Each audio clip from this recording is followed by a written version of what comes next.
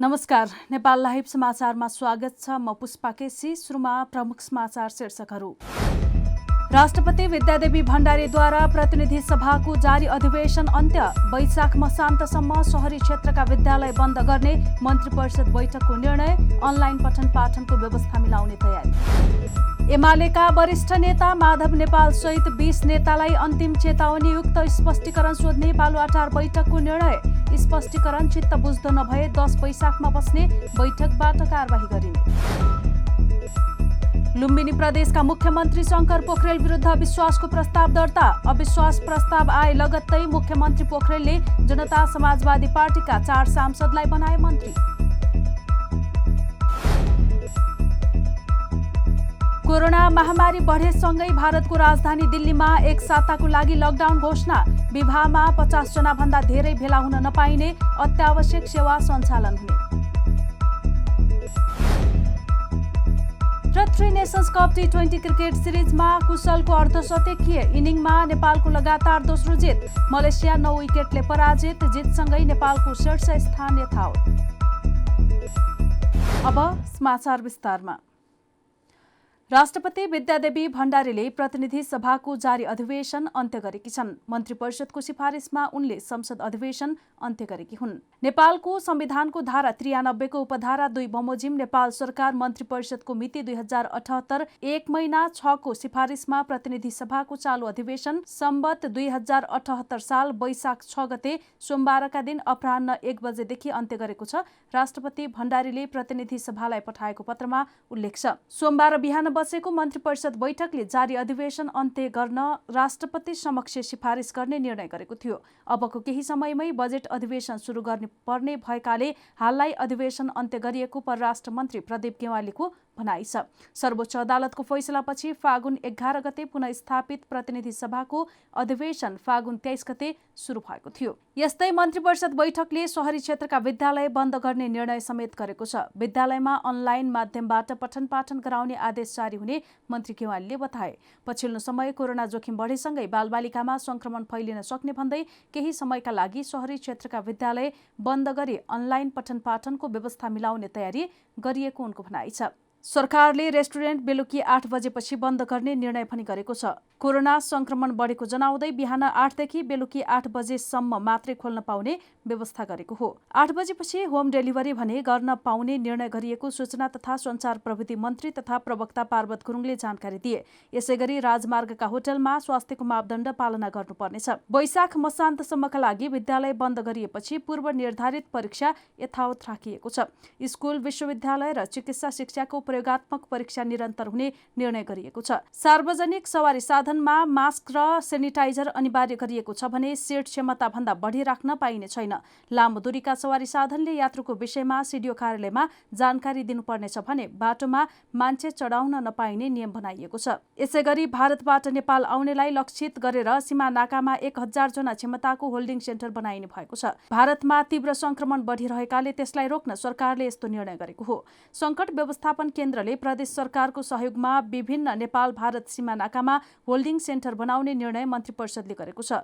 गड्डाचौकी, गौरीफन्टा, जमुना, कृष्णनगर, वीरगञ्ज, काँकरभिट्टा लगायतका नाकामा holding centre बनाइनु भएको छ। भारतबाट आउनेको स्वास्थ्य त्यही परीक्षण गरेर मात्रै गन्तव्यमा जान अनुमति दिइने बताइएको छ। एमालेको राष्ट्रिय महाधिवेशन आयोजक कमिटिको सोमबारको बैठक सम्पन्न भएको छ। प्रधानमन्त्री निवास बालुवाटारमा बसेको बैठकमा प्रधानमन्त्री तथा एमाले अध्यक्ष केपी शर्मा ओलीले सम्बोधन गर्नुका साथै राजनीतिक प्रतिवेदन पेश गरेका थिए। प्रतिवेदन सुझाव सहित पारित भएको प्रवक्ता प्रदीप गेवालीले जानकारी दिए। प्रतिवेदनमा आगामी कार्यभारको रूपमा 3 वटा कुरालाई मुख्य जोड दिइएको छ, जसमध्ये निर्वाचनमा जानुपर्ने परिस्थिति रहेकाले तयारी रहन भनिएको छ। कुनै पनि बेला निर्वाचनमा जानुपर्ने भएकाले त्यसका लागि तम तयार हुनको निम्ति पार्टी पंक्तिलाई आह्वान गरिएको छ। बैठकपछि गेवालीले भने पार्टी निर्माणका कामहरू, पार्टीलाई नयाँ धरातलमा पुनर्गठित गर्ने कुराहरू, पार्टीलाई कमजोर गर्न गतिविधि गरिरहेका साथीहरूलाई फर्काउने प्रयास लगायतका विषयमा प्रतिवेदनमा रहेको गेवालीको भनाइ छ। उनका अनुसार एमालेलाई देशको नेतृत्वदायी शक्तिको रूपमा विकास गर्न पार्टी निर्माणको शुद्धिकरण तथा सुदृढीकरणको विषयमा जोड दिइएको छ। त्यस्तै समृद्धिको अभियानलाई तीव्रता दिन तीनै तहका सरकारहरू थप सक्रिय हुनका निम्ति प्रतिवेदनमा आग्रह गरिएको छ। प्रतिवेदनमा वर्तमान राजनीतिक परिस्थितिको समीक्षा गरिएको उनको भनाइ छ। सरकारका 3 वर्षे कामहरूको समीक्षा गरिएको छ र धेरै प्रतिकूलताहरूका बीचमा पनि महत्त्वपूर्ण उपलब्धिहरू हासिल गरेको निष्कर्ष प्रतिवेदनले निकालेको छ।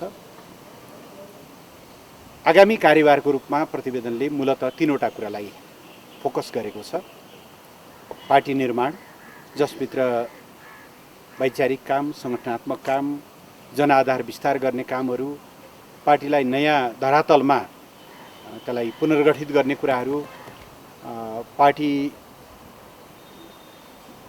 कमजोर गर्न गतिविधि गरिरहेका साथीहरूलाई फर्काउने प्रयासहरू लगायतका विषयहरू गर्दै नेकपा एमालेलाई देशको नेतृत्वदायी शक्तिको रूपमा स्थापित गर्ने पार्टी निर्माणको, शुद्धिकरणको, सुदृढीकरणको पहिलो विषयमा जोड दिएको छ। प्रतिवेदनमा सरकारका 3 वर्ष कामको समीक्षा गरिएको छ र धेरै प्रतिकूलताका बीचमा पनि महत्त्वपूर्ण उपलब्धिहरू हासिल गरेको निष्कर्ष प्रतिवेदनले निकालेको छ। मेलम्ची खानेपानी आयोजनाको सोमबारदेखि दैनिक 17 करोड लिटर पानी वितरण गर्ने भएको छ। चैत 17 गतेबाट 8.5 करोड लिटर खानेपानी वितरण गरिएको थियो। सोमबारबाट थप 8.5 करोड पानी वितरण सुरु भएको आयोजनाले जनाएको छ। काठमाडौँ उपत्यका खानेपानी लिमिटेडका अनुसार काठमाडौँका 7वटै ट्याङ्कीबाट पानी वितरण सुरु भएको छ। पहिलो चरणमा सुन्दरी जल स्थित 2 प्रशोधन केन्द्र मध्ये एउटा केन्द्र मात्रै पानी वितरण गरिएकोमा अहिले अर्को प्रशोधन केन्द्रबाट पनि पानी वितरण सुरु गरिएको हो आयोजना प्रमुख तिरेश खत्रीले भने। रिङ रोडभित्र पानी वितरण भइरहेको छ। अब रिङ रोड बाहिर कीर्तिपुरमा पनि पानी वितरण गर्ने तयारी भएको छ। दोस्रो चरण आएसँगै राजधानीका 1,51,000 धारामा पानी झर्ने उनले जानकारी दिए। मेलम्चीको पानी 1,81,000 धारामा पुर्याउने लक्ष्य रहेको छ। नेकपा एमालेको 10औं राष्ट्रिय महाधिवेशन आयोजक समितिले वरिष्ठ नेता माधव नेपाल सहित 20 नेतालाई अन्तिम चेतावनीयुक्त स्पष्टीकरण सोध्ने निर्णय गरेको छ। सोमबार प्रधानमन्त्री निवास बालुवाटारमा बसेको बैठकले कर्णाली प्रदेशमा फ्लोर क्रस गराउन भूमिका खेलेको आरोपमा नेता नेपाल भीम रावल, घनश्याम भुषाल र सुरेन्द्र पाण्डे सहित 20 नेतालाई स्पष्टीकरण सोध्ने निर्णय गरेको हो। स्पष्टीकरण चित्त बुझ्दो नभए 10 वैशाखमा बस्ने बैठकबाट कारबाही गर्ने जनाइएको छ। समितिको बैठक 10 गते फेरि बस्ने गरी स्थगित भएको छ। बैठकमा अध्यक्ष केपी शर्मा ओलीले राजनीतिक प्रतिवेदन पेश गरेका छन्। राष्ट्रिय प्रतिनिधि परिषदको बैठक साउन 25 देखि 27 गतेसम्म राख्ने निर्णय बैठकले गरेको छ। यसका साथै विधान सम्मेलनको काम गर्ने र एमालेको विधान संशोधन मस्यौदालाई पारित गर्ने बताइएको छ। यता ओली पक्ष नेकपाको केन्द्रीय महाधिवेशन आयोजक समिति सदस्य मनोनित भएका सबै केन्द्रीय सदस्यहरू अब नेकपा एमालेको राष्ट्रिय प्रतिनिधि परिषद सदस्य हुने भएका छन्। कमिटिको बैठकले पुस 7 गते तत्कालीन नेकपा केन्द्रीय कमिटिमा मनोनित भएका 1100 भन्दा बढी नयाँ सदस्यहरूलाई एमालेको राष्ट्रिय प्रतिनिधि परिषद सदस्यमा रूपान्तरित गरेको हो। पुस 5 गते प्रधानमन्त्रीले प्रतिनिधि सभा विघटन गरेपछि पुस 7 गते प्रचण्ड नेपाल पक्षले कार्की ब्यानकोइटमा अलग्गै बैठक राखेको थियो। सोही दिन बालुवाटारमा बसेको ओलीको अध्यक्षताको बैठकले 441 सदस्य नेकपा केन्द्रीय कमिटिमा नयाँ सदस्य थप गरी 1179 सदस्य कायम गरेको थियो। नक्कली प्रमाणपत्रका भरमा चिकित्सा पेसामा संलग्न रहेको आरोपमा पक्राउ परेका 7 जना नक्कली डाक्टर र 1 जना कन्सल्टेन्सी सञ्चालकलाई प्रहरीले सार्वजनिक गरेको छ। प्रहरीको केन्द्रीय अनुसन्धान ब्युरोले सञ्चालन गरेको विशेष अपरेसन अन्तर्गत पक्राउ परेका 8 जनालाई सोमबार काठमाडौँको महाराजगञ्ज स्थित सिआइबीको कार्यालयमा सार्वजनिक गरिएको हो। सिआइबीले उनीहरूलाई देशका विभिन्न ठाउँबाट पक्राउ गरेको छ। पक्राउ पर्नेमा सप्तरी विष्णुपुर 2 घर भई हाल मोरङ, विराटनगर महानगरपालिका 5 सम्झना चोक बस्ने मोहम्मद सिद्दिकी, सप्तरी मकरपुरा 9 घर भई हाल मोरङ बरगाछी बस्ने अखिलेश कुमार देव, महोत्तरी मनरा 5 घर भई हाल भक्तपुर मध्यपुर ठिमी नगरपालिका 2 आदर्श बस्ती बस्ने पल्लवी सिंह, ललितपुर महानगरपालिका 2 सानेपाका फराज हुसेन खाँ छन्। यस्तै महोत्तरी सरपल्लु 6 घर भई हाल जनकपुर उपमहानगरपालिका 7 जिरो माइल बस्ने सुभाष प्रसाद शाह, धनुषा सबैला नगरपालिका 5 घर भई हाल ललितपुर महानगरपालिका 2 महालक्ष्मी स्थान बस्ने मोहम्मद शाहिद राजा र मनाङ साबिक सामे गाविस 5 का दिपेन्द्र गौतम पनि पक्राउ परेका छन्। पक्राउ पर्ने मध्ये मोहम्मद सिद्दिक न्युरो अस्पताल विराटनगर, सुभाष प्रसाद शाह जनकपुर चिल्ड्रेन अस्पताल, मोहम्मद शाहिद राजा दीर्घायु गुरु अस्पताल चाबहिल, गौतम चौरझारी अस्पतालमा कार्यरत रहेको डिआइजी सहकुल थापाले जानकारी दिए। आजको यहाँहरूलाई बोलाउने यहाँहरूलाई निमन्त्रणा गर्नुको खास हाम्रो मकसद उद्देश्य चाहिँ के हो भने हामीले हिजो 5 गते नेपालको विभिन्न ठाउँहरूबाट भनेपछि जम्मा 7 जना एमबिबिएस डाक्टरहरूलाई एसएलसीको सर्टिफिकेट अल्टर गरेको कसुरमा हामीले चाहिँ उहाँहरूलाई पक्राउ गरेको छौँ। त्यसमध्ये हामीले रुकुमबाट 1 जना, विराटनगरबाट 2 जना, जनकपुरबाट 1 जना र काठमाडौँबाट 3 जना गरी जम्मा 7 जना पक्राउ गरेको छौँ। पक्राउ परेकाहरू कहाँ कार्यरत थिए भन्ने विषयमा थप अनुसन्धान भइरहेको डिआइजी थापाले जानकारी दिएका छन्। लुम्बिनी प्रदेशका मुख्यमन्त्री शङ्कर पोखरेलले जनता समाजवादी पार्टीका 4 सांसदलाई मन्त्री बनाएका छन्। उनीहरूले सोमबार नै पद तथा गोपनीयताको शपथ लिएका छन्। जसपाका 6 सांसद मध्ये 4 जनालाई मन्त्री बनाइएको हो, जसमा तत्कालीन समाजवादी पार्टीका सांसद विजय यादव, सन्तोष पाण्डे, सुमन शर्मा, राई माझी र तत्कालीन राजपाबाट कल्पना पाण्डे मन्त्री भएका छन्। उनीहरूले प्रदेश प्रमुख धर्मनाथ शाहले शपथ दिलाए। सन्तोष पाण्डेलाई भौतिक पूर्वाधार र कल्पना पाण्डेलाई शिक्षा तथा सामाजिक विकास मन्त्रालयको जिम्मेवारी दिएको छ। यसैगरी विजय यादवलाई भूमि व्यवस्था, कृषि तथा सहकारी मन्त्रालयको जिम्मेवारी दिएको छ भने सुमन शर्मा, राईमाझीलाई भौतिक राज्य मन्त्रीको जिम्मेवारी दिएको मुख्यमन्त्री कार्यालयले जनाएको छ। यसअघि मुख्यमन्त्री पोखरेल विरुद्ध अविश्वासको प्रस्ताव दर्ता भएको थियो। नेपाली कांग्रेस, माओवादी केन्द्र र जसपाका सांसदहरूले मुख्यमन्त्री पोखरेल विरुद्ध अविश्वासको प्रस्ताव दर्ता गराएका थिए। अविश्वासको प्रस्तावमा मुख्यमन्त्रीको रूपमा कुलप्रसाद केसीलाई अगाडि सारिएको छ। उनी लुम्बिनी प्रदेश सरकारमा आन्तरिक मामिला तथा कानून मन्त्री थिए। लुम्बिनी प्रदेशमा कुल 86 सांसद मध्ये एमालेका 41 जना सांसद छन्, जसमध्ये 9 जना माधव कुमार नेपाल पक्षका सांसद छन्। नेपाल पक्षका 9 मध्ये 2 जना पोखरेलको विरुद्धमा खुलेका छन्। हामी नेपाल लाइभ समाचारमा छौं। अब अन्तर्राष्ट्रिय समाचार।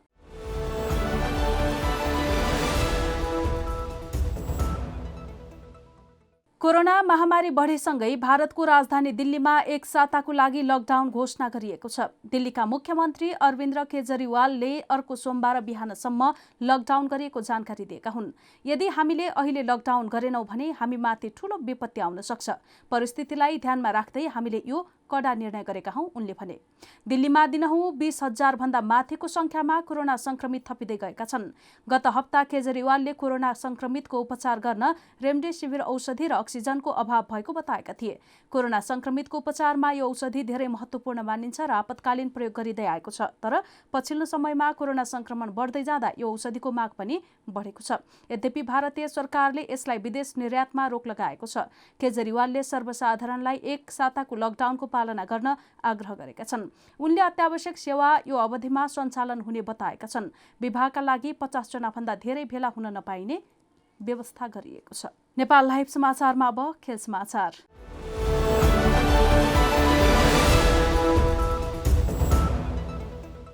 कुशल भुर्तेलको अर्धशतकीय इनिङमा नेपालले त्रिनेसन्स कप टी20 क्रिकेट सिरिजमा लगातार दोस्रो जित निकालेको छ। सोमबार भएको खेलमा नेपालले मलेसियालाई 9 विकेटले पराजित गरेको हो।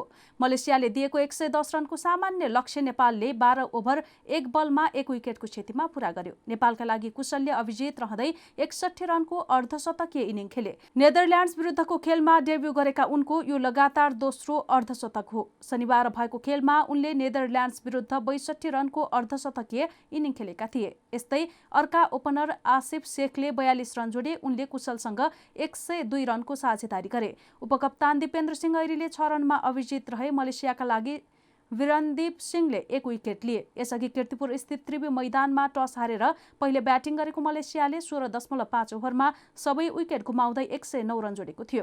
मलेसियाका सायद अजिजले सर्वाधिक 27 रन बनाए। मलेसियालाई सस्तैमा समेट्ने क्रममा करण केसीले 3 विकेट लिए। यस्तै सन्दीप लामिछानेले 2 तथा सोमपाल कामी, दिपेन्द्र सिंह ऐरी, साहब आलम र कुशल मल्लले 1-1 विकेट लिए। जितसँगै नेपाल शीर्ष स्थानमा यथावत रहेको छ। नेपालको 2 खेलबाट 4 अङ्क छ। यता नेदरल्यान्ड्सको 2 अङ्क छ। उसले पहिलो खेलमा नेपालसँग 9 विकेटको हार बेहोरेको थियो भने दोस्रो खेलमा मलेसियालाई 15 रनले हराएको थियो। नेपाल लाइभ समाचार सकिएको छ। समाचारको अन्त्यमा प्रमुख समाचारका शीर्षकहरू फेरि एकपटक।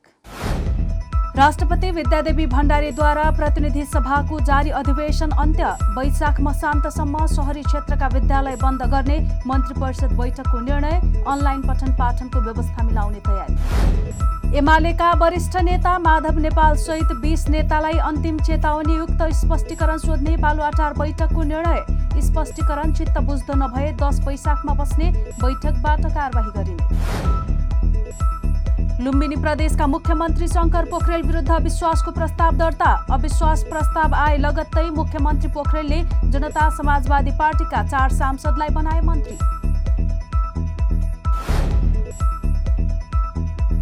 कोरोना महामारी बढेसँगै भारतको राजधानी दिल्लीमा एक साताको लागि लकडाउन घोषणा। विवाहमा 50 जना भन्दा धेरै भेला हुन नपाइने। अत्यावश्यक सेवा सञ्चालन हुने। र 3 नेसन्स कप T20 क्रिकेट सिरिजमा कुशलको अर्धशतकीय इनिङमा नेपालको लगातार दोस्रो जित। मलेसिया 9 विकेटले पराजित। जितसँगै नेपालको शीर्ष स्थान यथावत। नेपाल लाइभ समाचार आज यति नै। यसपछि नेपाल लाइभमा सर्टकट खबर हेर्न सक्नुहुनेछ। यस्तै हाम्रा अन्य कार्यक्रम नेपाल लाइभको Facebook page, YouTube channel, Twitter र हाम्रो वेबसाइट नेपाललाइभ.com मा पढ्न र हेर्न सक्नुहुनेछ। नमस्कार।